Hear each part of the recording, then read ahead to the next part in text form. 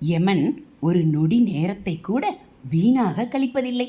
ஒவ்வொரு வினாடியும் நம்மை நெருங்கி வந்து கொண்டிருக்கிறான். எப்போது நம்மை பிடித்து கொள்வானோ தெரியாது. அதனால் அவன் வருவதற்குள் கடவுளின் பாதங்களை பற்றி கொண்டால் நமக்கு பயமில்லை. கோபம் கொண்டவனோடு பழகினால் நமக்கு கோபம் வந்து விடுகிறது.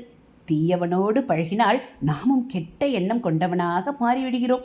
யாரோடு பழகுகிறோமோ அவர்களுடைய குணங்கள் நம்முள் உண்டாகி விடுகின்றன. அதனால் நல்லவர்களுடன் மட்டும் பழக்கம் கொள்வது அவசியமானதாகும். நமக்கு உண்டாகும் கஷ்டங்களை கண்டவர்களிடமும் சொல்லிக் கொண்டிருக்காதீர்கள். கேட்பவர்கள் எப்படி எடுத்துக்கொண்டார்களோ என்று சிந்தித்து மேலும் கஷ்டப்படாதீர்கள்.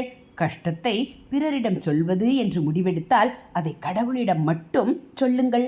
நிச்சயம் வழி பிறக்கும். மனிதன் மிருக நிலையில் இருக்கிறான். முதலில் மிருக நிலையிலிருந்து மனிதனாக மாற வேண்டும். தர்மம், ஒழுக்கம், பக்தி முதலியவற்றை பின்பற்றினால் மட்டுமே மனிதனாக மாற முடியும். பின்னரே மனிதன் தன்னை தெய்வ நிலைக்கு உயர்த்த முடியும். ஹரஹர சங்கர, ஜெய ஜெய சங்கர.